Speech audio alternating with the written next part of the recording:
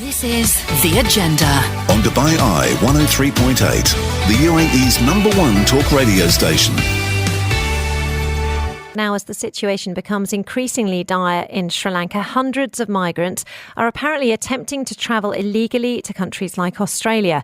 The country's Navy said they've stopped 450 people so far this year, 54 in the last week.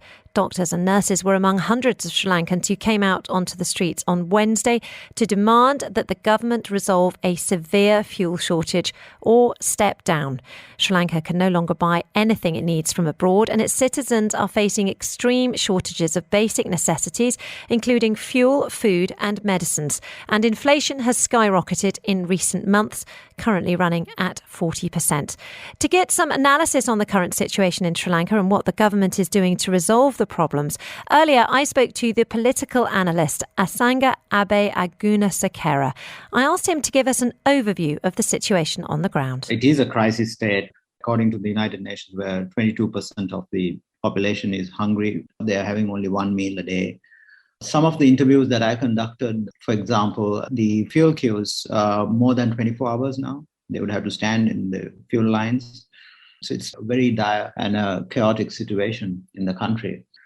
Sri Lanka was a fragile state after the Easter Sunday bombing, I would say, killing more than 250 people back in 2019. The fragility was seen in the weak institutions in Sri Lanka, but moved by bad economic policies towards a crisis state right now. The fuel shortage, as well as the food shortage, the medicine shortage, has triggered multiple systemic failures in the overall government system. So there is a human security issue that has been triggered, where a lot of people are trying to leave the country.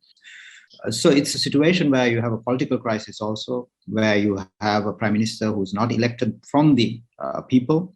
It is a sort of an interim government in place. There was 3 cabinets appointed within 2 months' time. So what are the possible implications of this crisis? Sri Lanka is a place where we had 2 full-blown youth insurrections back in 1971, 88, 89. So we had 30 years of war in the country. So there are multiple security factors also.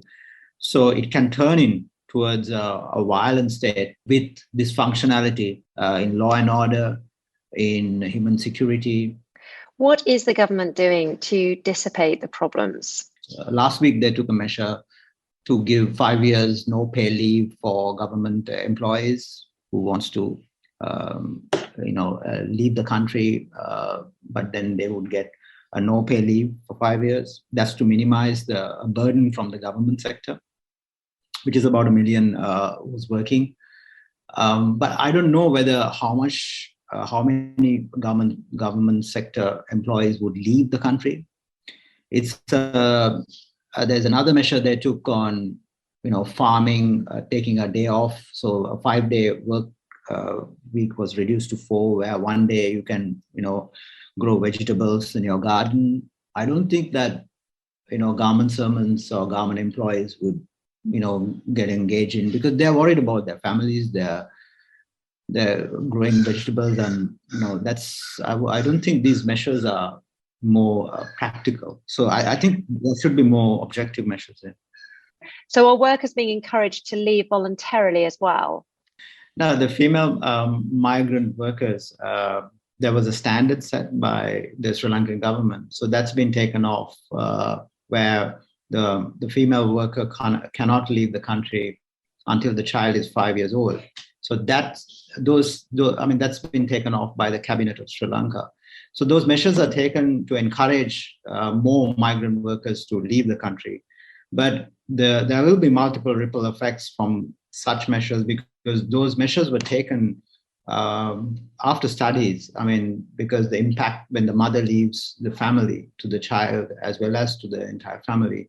So those quick measures can have multiple social concerns. It is extraordinary that the country is struggling with food security, considering it's normally a net exporter of food.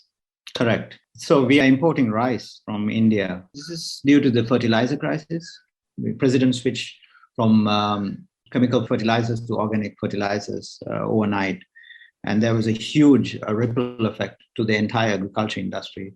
But later on, he apologized for the policy blunder. Now, the new Prime Minister is Wickremesinghe. He is trying to re-democratize what went wrong, as well as trying to readjust the situation. Some of the measures that he has taken, I would say, are very practical, reaching out to IMF quickly as possible for rapid financing, to many other nations, the SARC currency swap fund. Those things are really good. Also reaching out to the United States, so many other countries, Japan. But I think the best measure right now would be all parties to come together, because it's a crisis situation. People are dying. You have a security situation completely out of control. Too many other sort of issues can trigger in a country like Sri Lanka, and which can harm actually the regional security also. Huge thanks there to our analyst, Asanga Abeyagoonasekera, speaking to us there about the current situation in Sri Lanka.